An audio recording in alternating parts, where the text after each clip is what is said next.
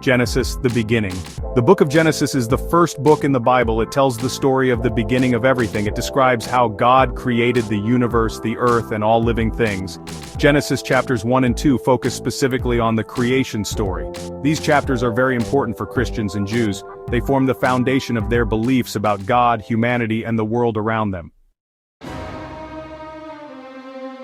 Day 1, let there be light. In the beginning there was nothing. Then, God spoke the universe into existence. He said, "Let there be light," and there was light. This was the first day of creation. God separated the light from the darkness.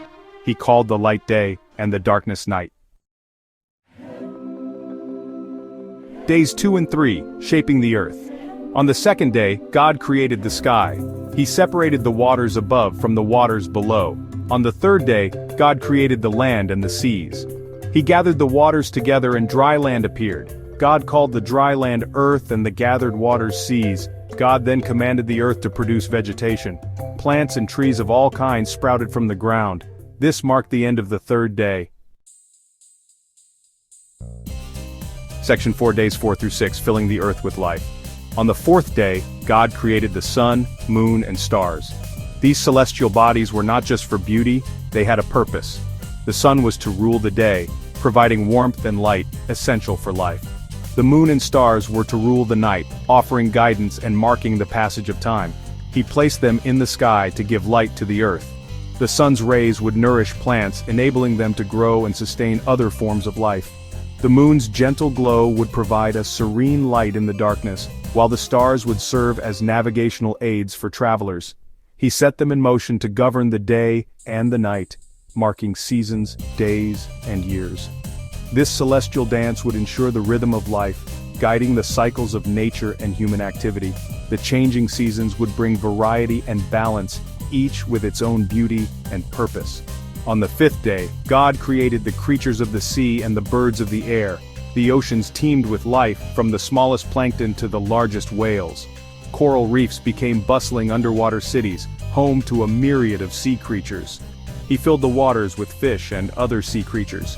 Each species played a role in the delicate balance of the marine ecosystem, contributing to the health and vitality of the oceans. The diversity of life beneath the waves was a testament to the creativity and wisdom of the Creator. He filled the sky with birds of all shapes and sizes, from the majestic eagles soaring high above to the tiny hummingbirds flitting from flower to flower. The skies were alive with movement and song. Each bird, with its unique plumage and call, added to the symphony of nature. On the sixth day, God created the animals that live on land. The earth became a vibrant tapestry of life, with creatures of all kinds inhabiting forests, plains, and mountains. From the powerful lions to the gentle deer, each animal had its place in the grand design. He made cattle, creeping things, and beasts of the earth. Insects buzzed and crawled, playing crucial roles in pollination and decomposition. Larger animals roamed the land, each adapted to its environment, contributing to the balance of nature. Each creature was unique and perfectly suited for its environment. The intricate web of life was a masterpiece of design, with every organism interconnected and interdependent. This harmony and diversity showcased the brilliance of creation, filling the earth with life in all its forms. Section 5. The creation of humans in God's image. The creation of humans was the pinnacle of God's creation. Unlike the animals, humans were created in God's image. This means that we share some of God's qualities, such as the ability to think, reason, and love. We are also able to have a relationship with God. God created humans to be stewards of His creation. We are to care for the earth and all its creatures. We are to live in harmony with each other and with God. Section 6. Adam, Eve, and the Garden of Eden. God created the first man Adam from the dust of the ground. He meticulously formed him, shaping every detail with divine precision. The earth itself seemed to come alive under God's touch as the first human took shape. He breathed life into Adam, and Adam became a living being. The breath of life was a divine gift, filling Adam's lungs with the essence of existence. With his first breath, Adam opened his eyes to the wonders of creation. God then planted a beautiful garden called Eden. This garden was unlike any other, a masterpiece of divine artistry. It was filled with vibrant plants, majestic trees, and an array of flowers that painted the landscape with colors. Eden was a paradise filled with delicious fruits and flowing rivers. The rivers sparkled under the sunlight, nourishing the land and providing a serene soundtrack to the garden's tranquility. Every corner of Eden was a testament to God's love and care. God placed Adam in the Garden of Eden to cultivate it and care for it. Adam's role was not just to enjoy the beauty of Eden, but to maintain it, ensuring that the garden thrived. He tended to the plants, nurtured the soil, and watched over the creatures that inhabited this paradise. God soon realized that it was not good for Adam to be alone. Despite the beauty and abundance of Eden, Adam felt a sense of incompleteness.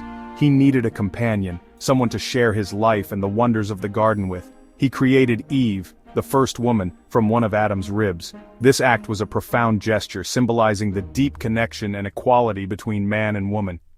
Eve was not just a companion but an integral part of Adam, crafted from his very being.